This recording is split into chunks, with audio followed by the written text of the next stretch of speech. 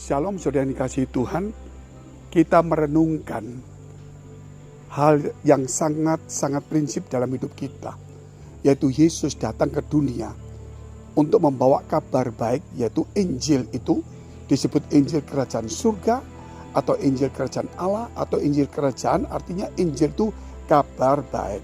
Sehingga apa saudara? Bahwa dia datang ke dunia untuk menebus dosa kita dengan mati menjadikan sebagai korban yang sempurna.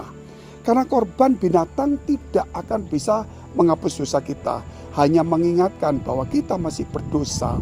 Sebab itu semua agama di dunia, baik kenal Tuhan maupun tidak, semua memakai korban. Artinya korban itu menunjukkan untuk mengingat bahwa dosa harus dihapus melalui korban. Apa korban apa? Binatang itu sebagai pengingat. Tetapi Yesus turun, itulah dia Tuhan yang turun jadi manusia, sehingga dia bisa mati karena manusia. Tetapi ketika dia bangkit, dia mengambil ketuhannya lagi. Dan saudara, yang perlu di gereja kita itu adalah bagaimana saudara kita menghayati bahwa Yesus mati itu untuk mendamaikan antara manusia dengan Allah melalui dirinya. Tidak mungkin binatang bisa mendamaikan kita, darah binatang. Darah manusia pun tidak bisa. Musa pun telah berdosa. Siapa lagi saudara? Tidak satu pun nabi yang layak untuk bisa mendamaikan.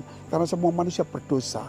Hanya Tuhan yang jadi manusia tanpa benih laki-laki. Karena dari Roh Kudus itulah yang bisa. Sehingga kalau kita mau Yesus ada di gereja kita, bukan sekedar pujian, penyembahan, doa yang panjang, tetapi kita mengimani nama Yesus, meninggikan nama Yesus, menguduskan nama Yesus, sehingga doa kita harus percaya karena ada nama Yesus.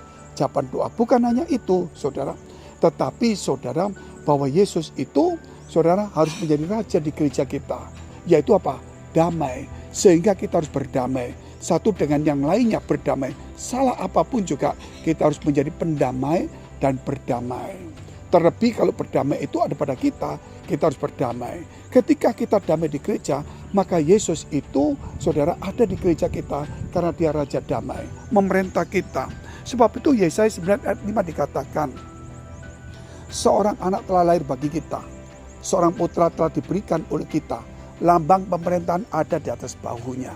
Namanya disebutkan penasihat ajaib, Allah yang perkasa, Bapa yang kekal, Raja damai. Saudara, dan dikatakan juga Matius pasal 5 ayat 9, berbahagialah orang yang membawa damai, karena mereka akan disebut anak-anak Allah. Apakah saudara anak Allah? Di dalam Yesus Kristus? Iya. Supaya kita membawa damai dan berdamai. Sampai jumpa. Tuhan Yesus memberkati.